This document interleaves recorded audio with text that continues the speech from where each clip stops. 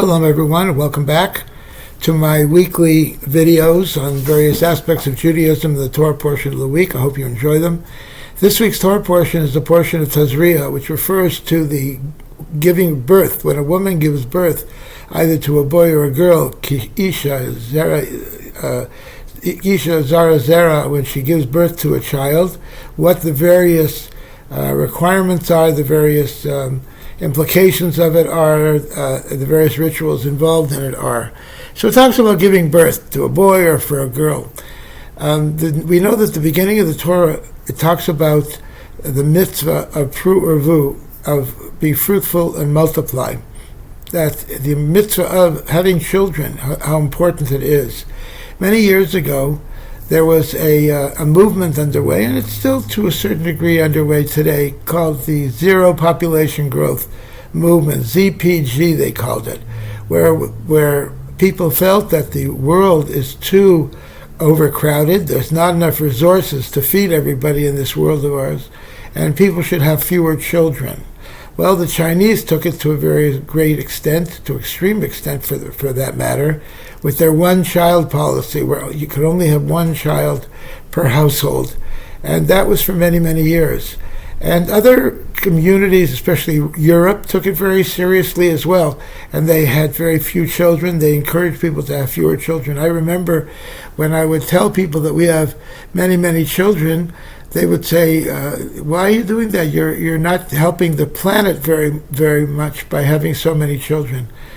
And I would tell them, well, we have something good going over here, and if a factory is producing a good product, you don't stop producing it. So today, what's going on? What is the implications of that policy today? And the answer is, today it's not a very good policy, because people are realizing that there is a lack of labor in the world today, that we need to bring in more labor, and it's a serious problem. In Europe, it's a serious problem.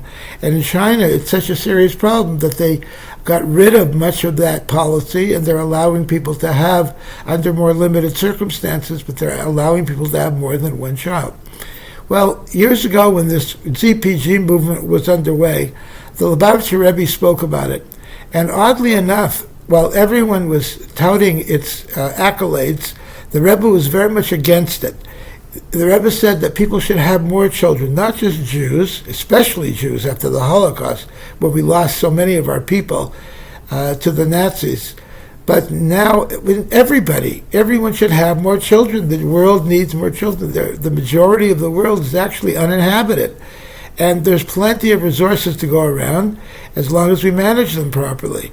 And in fact, if we do not have more children, the world will suffer as a result of it, as they are suffering today. Again, we see the words of the Rebbe were prophetic, and they really rang true so much for those days as they do today. And today we're feeling the implications of that terrible movement today. So people should have more children. They should be encouraged to have more children.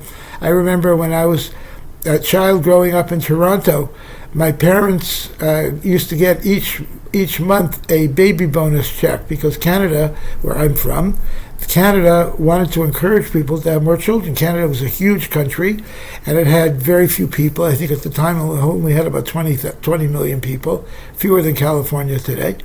And they wanted to encourage people to have more children, so they used to pay people to have more children. I think in Israel they do that also. They send people baby bonus checks, and they encourage people to have more children. So we should encourage others to have more children. We should have more children as well, and we should bring them up in the proper way as well.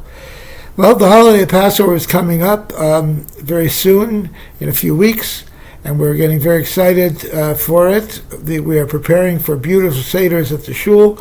At our synagogue, we're inviting everyone for the first night of Pesach.